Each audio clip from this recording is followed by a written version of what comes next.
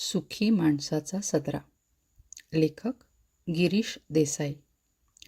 सादर करते प्राजक्ता पाडगावकर. सुखी माणसाचा सदरा.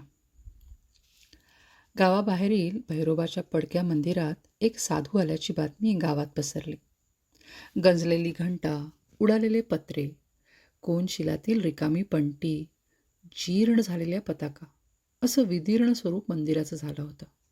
मंदिरामागे शेवाळं साचलेली विहीर आणि तिला सावली देणारा पिंपळ अजूनही तग धरून होते. गावात लग्नसराई आली की भैरोबावर श्रद्धा असलेले इथं येऊन तोरण बांधत, प्रसाद चढवत. तेवढ्याच प्रसंगी मंदिरात जिवंतपणा जाणवत असे. परंतु गेल्या काही वर्षात वरुणराजानं पाठ फिरवल्यानं सारी शेती सुकली होती. पिकं नसल्याने रानात तणांचं रान मजलं होतं. जे थोडंफार उगवायचं त्यालाही मनाजोगता भाव तालुक्याच्या बाजारात मिळत नव्हता. जिल्हा परिषदेच्या शाळेची अवस्था तर अगदीच केविलवाणी झाली होती. कधी वर्ग भरायचे तर कधी कुणीच हजर नसल्याने शाळेचे एकमेव मास्तर कुलूप लावून मागच्या खोलीत झोपा काढायचे. मुलांची लग्न होत नव्हती. मुली देखील लग्नाविना बसून होत्या. एकंदरीत गावावर अवकळा पसरली होती. भैरोबाचं मंदिर म्हणजे जणू गावचेच प्रतीक भासत होते. कुटुंबामध्ये कलह होते. बारीक सारीक कारणावरून गावातील गट हमरीतुमरीवर येत होते. सटवायची वाकडी दृष्ट गावाला लागली असावी असं वृद्ध जाणकार कुजबुजू लागले. कोंबडी कापली, मांत्रिकाला बोलवून मंत्रजागर केला, पण कशाचाच काहीही उपयोग झाला नाही. साधूकडे मोठं गाठोडं आहे. परशानं पारावरच्या टोळभैरवांना माहिती पुरवली. मी गुरं चालायला तिकडं गेलो होतं ना, तर तो साधू चूल पेटवत होता. त्याला लांबूनच नमस्कार केला. सदानं तोंड खुपसलं. बऱ्याच दिवसांनी गावात कोणी पाहुणा माणूस आलाय आणि त्यातल्या त्यात साधू आलाय. त्याला जाऊन आपण भेटलं पाहिजे, रामभाऊनी सर्वांना सुचवलं. मग हो ना करत करत सारेजण तयार झाले. दुसऱ्या दिवशी सकाळी सर्वांनी साधूला भेटायचं ठरवलं. सकाळी सकाळी हे टोळ भैरव पाराजवळ जमलेले पाहून जाणाऱ्या येणाऱ्यांना आश्चर्य वाटलं.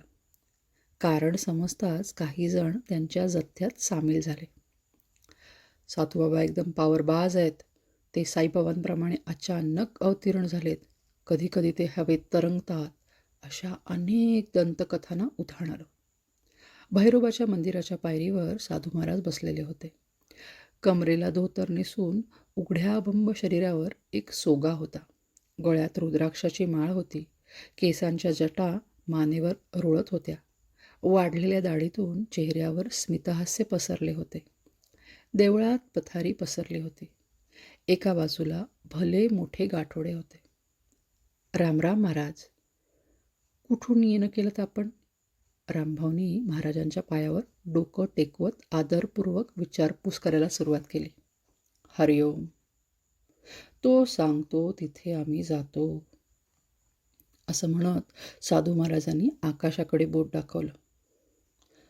तुम्ही इथं येण्यामागं परमेश्वराची नक्कीच काहीतरी इच्छा असली पाहिजे, काहीतरी हेतू असला पाहिजे.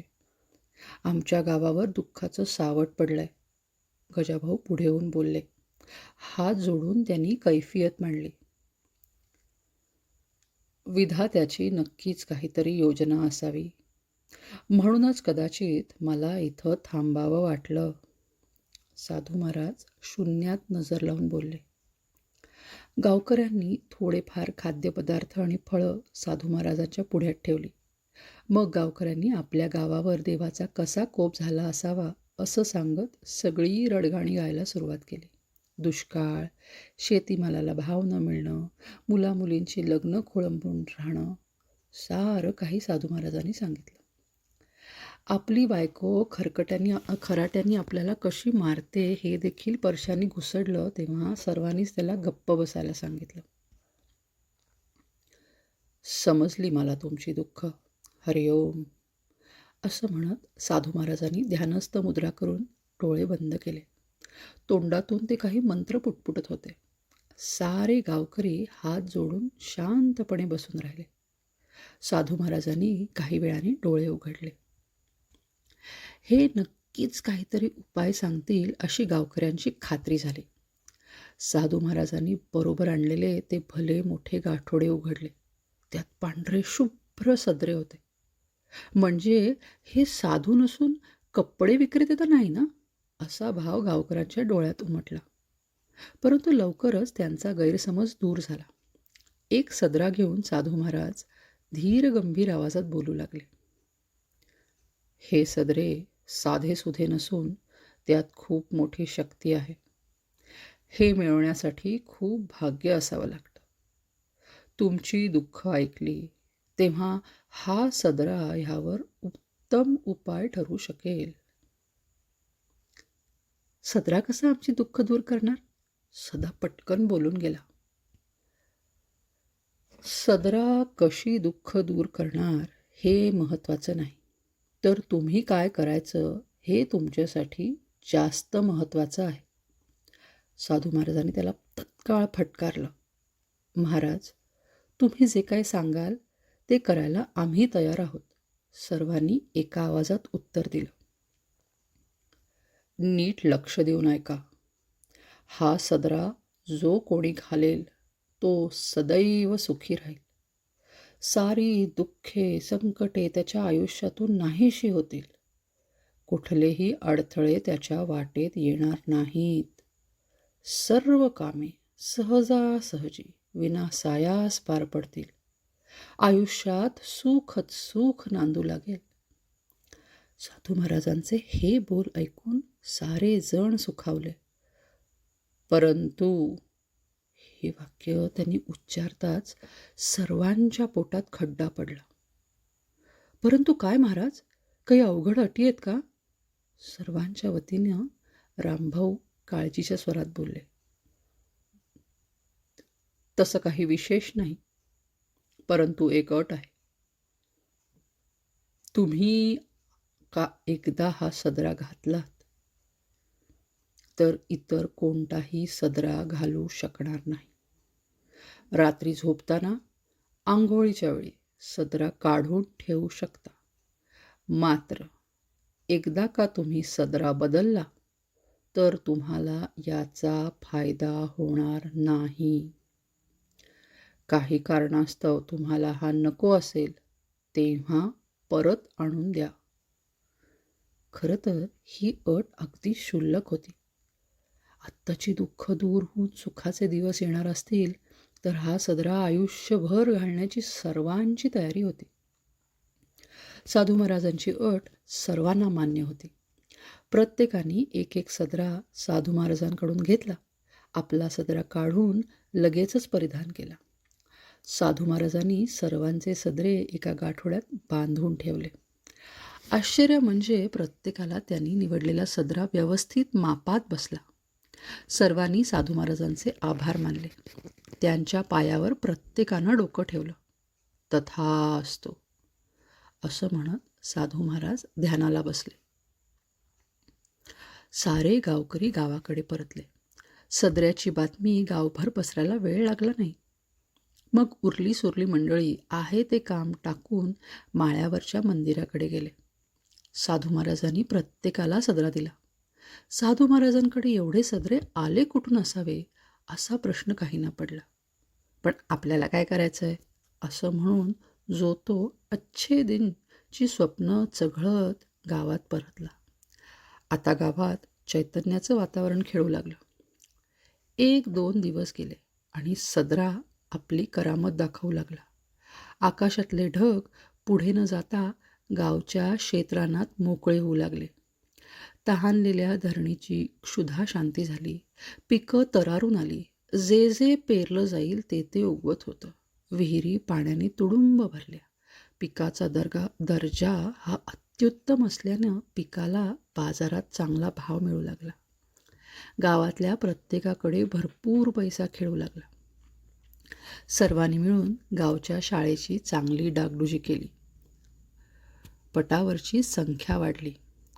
गुरुजींना शिकवताना उत्साह येऊ लागला. मुले मुली अभ्यासात रस घेऊ लागली. गावची भरभराट पाहून गावातल्या मुलांना पंचक्रोशीतील छान छान स्थळं सांगून येऊ लागली. मुलींना इतर गावातील श्रीमंत घरातून मागण्या येऊ लागल्या. सणवार धूमधडाक्यात साजरा होऊ लागले. प्रत्येक दिवस सणासारखा भाजू लागला. रोज पंचपक्वान्न, चांगल्या वार्ता, ह्यामुळे गावातून दुःख हा शब्द जणू हद्दपार झाला. दिवसामागून दिवस सरत होते. हळूहळू वर्षही लोटू लागले. प्रत्येक दिवस आनंदाच्या सरी घेऊन येत होता. साधू महाराज भैरोबाच्या मंदिरात त्याच पद्धतीने राहत होते. प्रत्येक दिवस दिवाळ सणाप्रमाणे भासत असल्यानं प्रत्यक्ष दिवाळी आली तरी कुणाला दिवाळीचं नाविन्य वाटेनासं झालं. रोज पंचपक्वाने झडत असल्याने श्रीखंडपुरी पूर्वीप्रमाणे गोड लागेनाशी झाली. एकंदरीत काय तर हळूहळू गावकरी या अच्छे दिनांना कंटाळू लागले. भांडणं होण्याची परिस्थिती संपली होती. सारेच जण एकमेकांशी गोडी गुलाबीने वागत असल्याने जीवन अगदी मिळमिळीत वाटू लागलं. पूर्वी कसं पीक पाणी, मुलांची लग्न, तब्येतीच्या तक्रारी याच्या काळजीतून प्रत्येक जण जात असे. पण आता ते सारं भूतकाळात जमा झालं होतं. काही ना तर हे सुख कृत्रिम आहे असंच वाटू लागलं.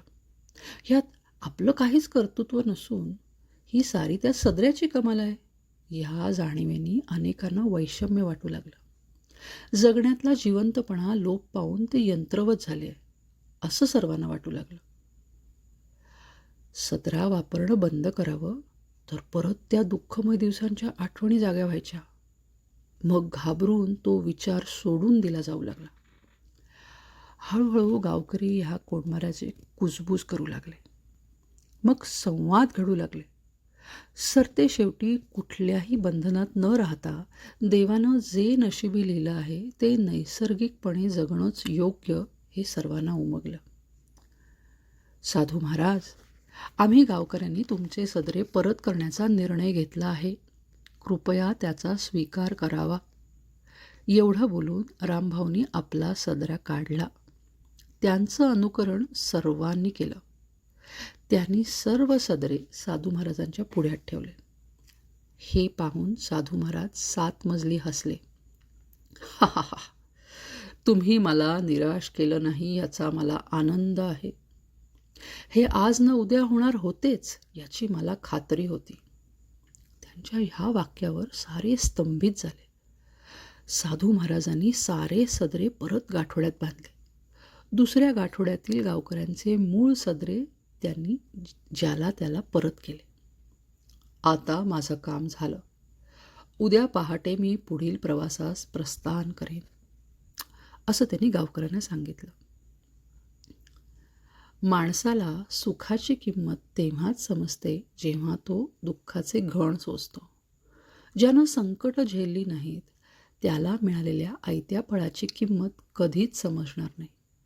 आयुष्य नुसते उतार नसूच शकत नाही. रात्र होते म्हणूनच दिवसाची किंमत कळते.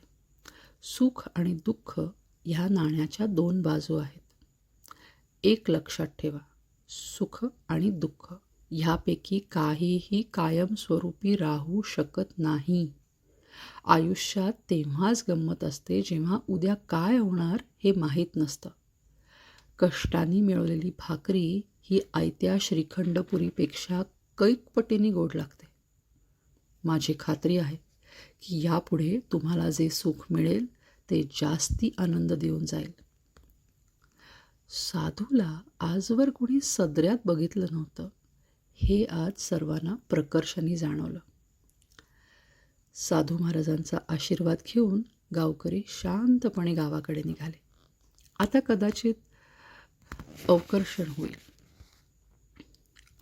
शाळेची पटसंख्या कमी कमी होईल. गावात भांडणतंटे होतील. परंतु जे काय असेल ते आपल्या कर्माचं फळ असेल.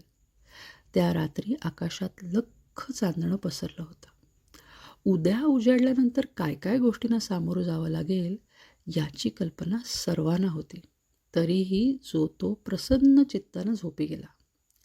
आपल्या आयुष्याच्या रथावर परत आपणच स्वार झाल्याचा आनंद सर्वांच्या चेहऱ्यावर दिसत होता. सुखी माणसाचा सदरा हा प्रत्येकाला जन्मजातच मिळालेला असतो.